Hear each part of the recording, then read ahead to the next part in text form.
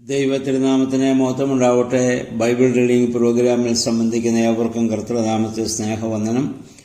ഉൽപ്പത്തി പുസ്തകം 25-ാം അധ്യായം നമ്മളിന്ന് വായിക്കുകയും ധ്യാനിക്കുകയും ചെയ്യുന്നു. 24-ാം അധ്യായത്തിൽ ഇസഹാക്കിന്റെ വിവാഹമാണല്ലോ നമ്മൾ കണ്ടത്. അവിടെ ബെഥുവേലിന്റെ മകളും ലാബാന്റെ സഹോദരിയുമായിരുന്ന റിബേക്കായെ ഇസഹാക്ക് വിവാഹം ചെയ്ത് അദ്ദേഹം സന്തോഷമായി ജീവിക്കുന്നു. സാറ മരിച്ചതിനാൽ അബ്രാഹാം ഇപ്പോൾ ഒറ്റയ്ക്കായി. അതുകൊണ്ട് അബ്രാഹാം മറ്റൊരു സ്ത്രീയെ വിവാഹം കഴിക്കുന്നു. കെത്തൂറ എന്ന് പറയുന്ന ഒരു സ്ത്രീയെ വിവാഹം കഴിക്കുകയും അവിടെ നിന്ന് അദ്ദേഹത്തിന് മക്കൾ ജനിക്കുകയും ചെയ്യുന്ന സംഭവം നമ്മൾ വായിക്കുന്നു. എന്നാൽ അബ്രാഹാം തനിക്കുണ്ടായിരുന്നതെല്ലാം ഇസഹാക്കിന് കൊടുത്തുവെന്ന് അതിൻ്റെ 25-ാം അധ്യായത്തിൻ്റെ 5-ാം വാക്യത്തിൽ നമ്മൾ വായിക്കുന്നു. കാരണം അവനാണ് വാഗ്ദത്ത സന്തതി. മറ്റുള്ളവർക്കും താൻ സമ്പത്ത് കൊടുത്തിട്ടുണ്ട്. എന്നാൽ തൻ്റെ അനുഗ്രഹങ്ങളും എല്ലാം അബ്രാഹാം നൽകുന്നത് ഇസഹാക്കിനാണ്. അതിനുശേഷം അബ്രാഹാമിൻ്റെ മരണം സംഭവിക്കുന്നു. ആയുഷ്കാലം 175 വർഷമായിരുന്നു നമ്മൾ കാണുന്നുണ്ട്. സാറ 127-ാം വയസ്സിൽ സാറ മരിക്കുന്നു. അതിനുശേഷം 48 വർഷം അബ്രാഹാം ജീവിച്ചിരുന്നു. അബ്രാഹാം മരിച്ചപ്പോൾ സാറയെ അടക്കം ചെയ്ത ഹിത്യയിൽ നിന്ന് അബ്രാഹാം വില കൊടുത്തു വാങ്ങിയ ആ മക്പേല എന്ന് പറയുന്ന സ്ഥലത്തുള്ളതായ ഗുഹയിൽ സാറയെ സംസ്കരിച്ചെടുത്തുന്ന അബ്രാഹാമിനെയും അവിടെ കൊണ്ടുവന്ന് സംസ്കരിക്കുകയാണ്. ഇനി പൂർവ്വപിതാക്കന്മാരൊക്കെ അവിടെ കബറടങ്ങും നമുക്ക് കാണാൻ സാധിക്കും. അതിനുശേഷം അബ്രാഹാത്തിന്റെ മരണത്തിന് ശേഷം ദൈവം അവന്റെ പുത്രൻ ഇസഹാക്കിനെ അനുഗ്രഹിച്ചു നമ്മൾ കാണുന്നു 11-ാം വാക്യം. കാരണം വാഗ്ദത്ത സന്തതിയാണ്, ദൈവം നൽകിയ മകനാണ്. അബ്രാഹാമിന്റെ വിശ്വാസത്തിന്റെ പൂർണ്ണത നമുക്കറിയാം. വിശ്വാസികളുടെ പിതാവായ അബ്രാഹാം ജീവിതത്തിൽ ഒരുപാട് പ്രതിസന്ധി ഘട്ടങ്ങളിലൂടെയൊക്കെ കടന്നുപോയി. അതിനെയൊക്കെ വിശ്വാസത്താൽ അദ്ദേഹം അതിജീവിച്ചു. ആ വിശ്വാസത്തിൽ ജനിച്ച മകനാണല്ലോ ഇസഹാക്ക്. ആ ഇസഹാക്കിനെ ദൈവം ഇവിടെ അനുഗ്രഹിക്കുകയാണ്. 12 മുതൽ 18 വരെയുള്ള വാക്യങ്ങളിൽ ഇനി ഇസ്മായിലിന്റെ സന്തതികളെക്കുറിച്ച് നമ്മൾ വായിക്കുന്നു. ഇനി മുന്നോട്ടധികം അവരെക്കുറിച്ച് വേദപുസ്തകത്തിൽ പരാമർശമില്ല. 19 മുതലുള്ള വാക്യങ്ങളിൽ ഇസഹാക്കിന്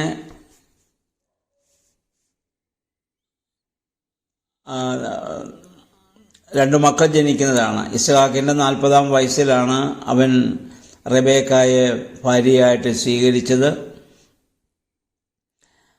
അവർക്ക് ഏകദേശം പിന്നീട് അവിടെ വിവാഹം കഴിഞ്ഞ് 30 വർഷത്തോളം അവർക്ക് കുട്ടികളില്ലായിരുന്നു. അപ്പോൾ ഇസഹാക്ക് തൻ്റെ വന്ധ്യയായ ഭാര്യയ്ക്ക് വേണ്ടി കർത്താവിനോട് പ്രാർത്ഥിക്കുന്നു. കർത്താവ് അവൻ്റെ പ്രാർത്ഥന കേൾക്കുന്നു. അബ്രാഹാമും ഇതുപോലെ ദൈവസ്ഥലിൽ പ്രാർത്ഥിച്ചു. ഒരുപാട് വർഷങ്ങൾ കഴിഞ്ഞതിന് ശേഷം ദൈവത്തിൻ്റെ സമയമായപ്പോഴാണല്ലോ ഇസഹാക്കിനെ അവർക്ക് ദാനമായിട്ട് നൽകിയത്. ഇപ്പോൾ ഇസഹാക്കിൻ്റെ പ്രാർത്ഥനയെ കേട്ട് ദൈവം റിബേക്കായ്ക്ക് 2 മക്കളെയാണ് അവളുടെ ഉദരത്തിൽ ഇപ്പോൾ ജന്മം നൽകുന്നത്.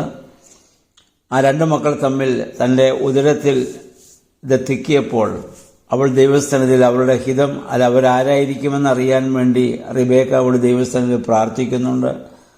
പ്രാർത്ഥിച്ചപ്പോൾ കർത്താവ് അവളോട് പറഞ്ഞത്, 2 വംശങ്ങളാണ് നിന്റെ ഉദരത്തിലുള്ളത്. നിന്നിൽ നിന്ന് ഇത് പിറക്കുന്നവർ 2 ജനതകളായിട്ട് പിരിയും. ഒന്ന് മറ്റേതിനേക്കാൾ ശക്തമായിരിക്കും. മൂത്തവൻ ഇളയവനെ സേവിക്കും. അപ്പം അങ്ങനെ ആ ഒരു വാഗ്ദത്തം ഒരറിയിപ്പ് അവൾക്ക് ലഭിച്ചു. അതിനുശേഷം ആ കുട്ടികളെ പ്രസവിക്കാൻ സമയമായപ്പോൾ അവർ 2 പേരെ അവൾ പ്രസവിക്കുകയാണ്. ആദ്യം പുറത്തു വരുന്നത് ഏശാവാണ്. അതിനുശേഷമാണ് ഈ യാക്കോബ് വരുന്നത്. യാക്കോബ് ഏശാവിൻ്റെ കുതികാലിൽ പിടിച്ചിരുന്നുവെന്ന് നമ്മൾ വായിക്കുന്നുണ്ട്. പിന്നീട് മുന്നോട്ട് ചെല്ലുമ്പോൾ ഇതിൻ്റെയൊക്കെ അനുഭവങ്ങൾ നമുക്ക് ബൈബിളിലൂടെ കാണുവാൻ സാധിക്കുന്നുമുണ്ട്. പിന്നീട് അവർ 2 പേരും അവരുടെ മക്കളായി ഇവിടെ വളരുന്നു. അതിൽ ഏശാവിനെ കുറിച്ച് പറയുന്നത് അവൻ ചുമന്ന നിറമുള്ളവൻ, ഭൂമിയുടെ നിറമുള്ളവനാണ്. അവൻ എല്ലാത്തിലും ഒരു സമർത്ഥനായിരുന്നു നമുക്കറിയാം. ഭൗതികമായ സകലത്തിലും അവൻ വളരെ മിടുക്കനാണ്, നല്ല കായികശേഷിയുള്ളവനാണ്. വേട്ടയാടാൻ അവൻ വളരെ സമർത്ഥനാണ്, അല്ലെങ്കിൽ കൃഷി ചെയ്യാനുമൊക്കെ അവനെ കൊള്ളാം. എന്നാൽ യാക്കോബിനെക്കുറിച്ച് അങ്ങനെ നമ്മൾ വായിക്കുന്നില്ല. യാക്കോബ് ഒരു ശാന്തനായിരുന്നു. അവൻ്റെ ജീവിതത്തിൽ ഒരു പക്ഷേ ആത്മീയതയ്ക്കായിരിക്കാം അവൻ മുൻഗണന കൊടുത്തിട്ടുള്ളത്, അല്ലെങ്കിൽ തൻ്റെ സഹോദരനെ പോലെ വേട്ടയാടാനുള്ള കഴിവോ അല്ലെ കൃഷി ചെയ്യാനുള്ള ആ ഒരു താല്പര്യമോ അതിനുള്ള കഴിവോ ഒന്നും അവനില്ല. ലോകത്തിൻ്റെ മുന്നിൽ അവനൊരു പക്ഷേ ഒരു മണ്ടനായിരിക്കാം. സമൂഹത്തിൻ്റെ മുന്നിൽ അന്ന് മിടുക്കനായി ജീവിക്കുന്നത് നമുക്കറിയാം ഏശാവായിരിക്കാം. പിന്നീട് ആ കുടുംബത്തിൽ എന്ത് സംഭവിക്കുന്നു എന്ന് നമ്മൾ ചിന്തിക്കേണ്ടതാണ്. ഈ മാതാപിതാക്കൾ രണ്ടു മക്കളെയും അവരുടെ ഇടയിൽ ഒരു വിഭാഗീയ ചിന്ത ഉണ്ടാവുകയാണ്. അപ്പൻ ഇസഹാക്ക് ഏശാവിനെയാണ് കൂടുതൽ സ്നേഹിക്കുന്നത്. ദൈവത്തിൻ്റെ വാഗ്ദത്തവും അറിയിപ്പുമൊക്കെ അദ്ദേഹം വിസ്മരിച്ചുകൊണ്ട് അദ്ദേഹം ഏശാവിനെ കൂടുതൽ സ്നേഹിക്കാനുള്ള കാരണം ഇവിടെ പറയുന്നുണ്ട്. അദ്ദേഹം വേട്ടയാടുന്നവനായിരുന്നു, നല്ല മാംസം കൊണ്ട് കൊടുക്കും. അപ്പം വേട്ടയിറച്ചി തിന്നാനുള്ള ഒരാഗ്രഹം അതും ആ ഭൗതികമായ ആ ഒരു കാര്യത്തെ നിലനിർത്തിക്കൊണ്ട് യാക്കോബിനേക്കാൾ കൂടുതൽ ഏശാവിനെ അദ്ദേഹം സ്നേഹിച്ചു. എന്നാൽ റിബേക്കായ്ക്ക് യാക്കോബിനോടായിരുന്നു കൂടുതൽ താല്പര്യം. നമ്മളിവിടെ കാണുന്നത് ഈ ഭവനത്തിൽ തന്നെ ഈ മാതാപിതാക്കൾ മുഖാന്തരം രണ്ട് ചേരിയുണ്ടാവുകയാണ്. ഇവരുടെ കുടുംബജീവിതം എങ്ങനെയാണ് ആരംഭിച്ചത്? ദൈവത്തിൽ ആരംഭിച്ചതാണ്. വാഗ്ദത്ത സന്തതിയാണ് ഇസഹാക്ക്. അബ്രഹാം പ്രാർത്ഥനാപൂർവം ആ തെരഞ്ഞെടുത്ത വ്യക്തിയാണ് ഇസഹാക്കിൻ്റെ ഭാര്യ. എന്നാൽ ഇപ്പോൾ എന്ത് സംഭവിച്ചു? അവർക്കുണ്ടായ മക്കൾ ഭൗതികമായ കാര്യങ്ങളെ ചൊല്ലി അവിടെ രണ്ട് വിഭാഗീയത ഉണ്ടാകുന്നു. എന്ന് പറഞ്ഞാൽ ദൈവത്തിൽ ആരംഭിച്ച കുടുംബജീവിതം പാപത്തിലേക്ക് പോകുന്നതായി നമ്മളിവിടെ കാണുന്നുണ്ട്. എന്നാൽ വിശുദ്ധ വേദപുസ്തകത്തിൽ യോഹന്നാന്റെ സുവിശേഷം 24-ാം അധ്യായം സമരിയ സ്ത്രീയെക്കുറിച്ച് നമ്മൾ വായിക്കുന്നുണ്ട്. അവളുടെ ജീവിതം പാപത്തിലാണ് ആരംഭം. അവളുടെ കുടുംബജീവിതം 5 ഭർത്താക്കന്മാരുണ്ടായിരുന്നു. ഇപ്പോൾ ഭർത്താവല്ലാത്തൊരുവൻ്റെ കൂടെ അവൾ താമസിക്കുകയും ചെയ്യുകയാണ്. ആ സമയത്താണ് കർത്താവുമായി അവൾ കൂട്ടിമുട്ടുന്നത്. എന്നാൽ അവളുടെ ജീവിതത്തിൽ യേശുവിനെ കണ്ട നിമിഷം മുതൽ അവളൊരു പുതിയ സൃഷ്ടിയായി രൂപാന്തരപ്പെട്ടു. അവൾ മുഖാന്തരം ശമരിയ ദേശം മുഴുവൻ യേശുവിൻ്റെ അടുത്ത് വരുവാനും അവർ യേശുവിൽ വിശ്വസിക്കാനും കാരണമായി തീർന്നതായി നമ്മൾ വായിക്കുന്നുണ്ട്. അപ്പം നമ്മുടെ എല്ലാം കുടുംബജീവിതം ക്രിസ്തുവിൽ ദൈവത്തിലാണ് ആരംഭിച്ചത്. ദേവാലയത്തിൽ വന്ന് ദൈവം മധ്യസ്ഥനായി ആരംഭിച്ച കുടുംബജീവിതം ആ ദൈവത്തിൽ തന്നെ ഭൂമി തുടരുവാൻ ഇടയാകണമെന്ന് പ്രാർത്ഥിക്കുവാനും ആഗ്രഹിക്കുവാനും അതനുസരിച്ച് പ്രവർത്തിക്കാനും നമ്മൾ ബാധ്യസ്ഥരാണ്. എന്നാൽ പല കുടുംബങ്ങളിലും സംഭവിക്കുന്നത് കുറേ കഴിയുമ്പോൾ ഈ പറഞ്ഞതുപോലെയുള്ള വിഭാഗീയ ചിന്തകൾ മാതാപിതാക്കൾ മുഖാന്തരം മക്കളിലേക്ക് ചെല്ലുവാൻ കാരണമായിട്ട് തീരുന്നുണ്ട്. അത് ഭൗതികമായ ആഗ്രഹങ്ങളെ പ്രതി മാത്രമാണ്. അങ്ങനെ അവർ ഇരിക്കുമ്പോഴാണ് ഒരു ദിവസം ഏശാവ് വേട്ടയാടി ക്ഷീണിച്ചു വരുമ്പോൾ യാക്കോബിന്റെ കയ്യിൽ പായസം കാണുന്നു. ആ പായസത്തിനു വേണ്ടി അദ്ദേഹം തന്റെ ജ്യേഷ്ഠാവകാശം അവിടെ യാക്കോബിന് വിൽക്കുന്നതായി നമ്മളിവിടെ വായിക്കുന്നുണ്ട്. നമുക്കറിയാം അബ്രഹാമിന്റെ മക്കൾ വളരെ ധനികരായിരുന്നു. അബ്രഹാം വലിയ ധനികനായിരുന്നു, മക്കൾക്കും അതേ സമ്പത്തുണ്ട്. ഭക്ഷണത്തിന് യാതൊരു കുറവും അവരുടെ ഇടയിലില്ല. ഇവിടെ വിശപ്പോ ദാരിദ്ര്യമോ ഒന്നുമല്ല പ്രശ്നം. ഏശാവിനെ സംബന്ധിച്ചിടത്തോളം അദ്ദേഹം ജ്യേഷ്ഠാവകാശം കൊടുക്കാൻ കാരണം അതിനത്ര വില മാത്രമേ അദ്ദേഹം കൽപ്പിച്ചുള്ളൂ എന്നുള്ളതാണ്. ഈ ജ്യേഷ്ഠാവകാശം എന്ന് പറയുന്നത് അതൊരു വലിയ അവകാശമാണ് ആ കാലത്ത്. അത് അവന് ജ്യേഷ്ഠാവകാശമുള്ളവനാണ് കുടുംബത്തിൻ്റെ നായകൻ. അപ്പനില്ലെങ്കിൽ അവൻ പുരോഹിതനാണ്, കുടുംബത്തിലെ പുരോഹിതനാണ് ജ്യേഷ്ഠാവകാശമുള്ളവൻ. ആ രീതിയിലുള്ള അവകാശം അവനുണ്ട്. ആ അവകാശമുള്ളവൻ്റെ പാരമ്പര്യത്തിലാണ് ഇനി മശീഹ പിറക്കാൻ പോകുന്നത്.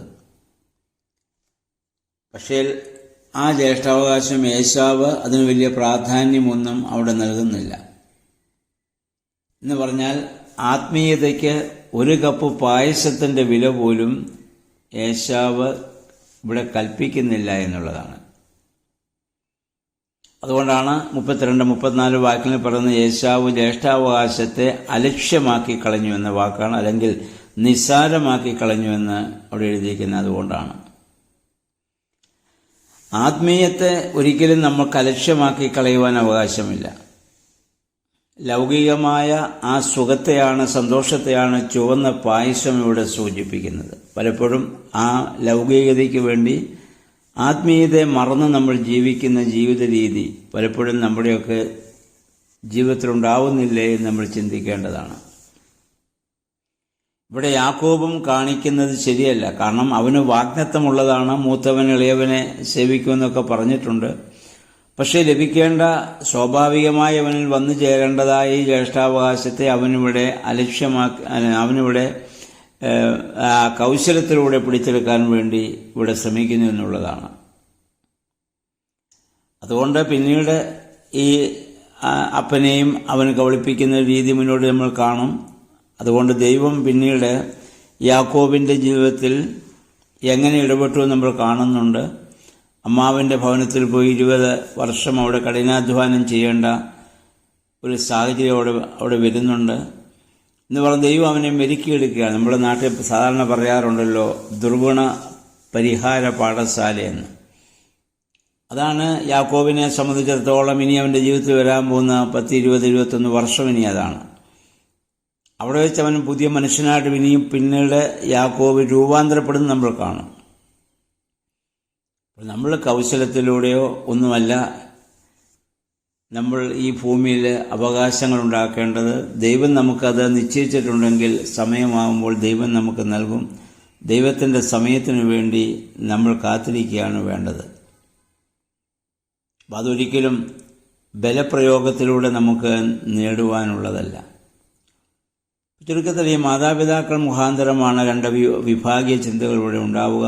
മക്കളുടെ ഇടയിൽ വിഭാഗീയ ചിന്ത ഉണ്ടായാൽ പോലും അതിനെ പരിഹരിക്കേണ്ടവർ മാതാപിതാക്കളായിരുന്നു. എന്നാൽ ഇവിടെ നേരെ തിരിച്ച് സംഭവിക്കുന്നു. ഇതുതന്നെയാണ് ഇന്ന് സഭയിലും സമൂഹത്തിലൊക്കെ സംഭവിച്ചുകൊണ്ടിരിക്കുന്നത്. നേതൃത്വം നൽകുന്നവർ മുഖാന്തരം വിശ്വാസികളിൽ വിഭാഗീയ ചിന്തകളിലേക്ക് പോകുന്ന വലിയ നാശത്തിൻ്റെ അനുഭവം ഒക്കെ നമ്മളിന്ന് അതിലൂടെയൊക്കെ കടന്നുപോയിക്കൊണ്ടിരിക്കുകയാണ്. വിശ്വാസികളിൽ വിഭാഗീയ ചിന്തയുണ്ടായാൽ അതിന് പരിഹാരം കണ്ടെത്തേണ്ടവരാണ് നേതൃത്വത്തിലുള്ളവർ. എന്നാൽ ഇപ്പോൾ നേരെ തിരിച്ചാണ് സംഭവിക്കുന്നത്. വിശ്വാസികൾ അവർക്ക് വേണ്ടി പ്രാർത്ഥിക്കുവാനും അവരെ ഐക്യത്തിലേക്ക് കൊണ്ടുപോകാനും വേണ്ടി ശ്രമിക്കേണ്ട ഒരു സാഹചര്യം, ഇത് വളരെ ശോചനീയമായൊരവസ്ഥയാണ്.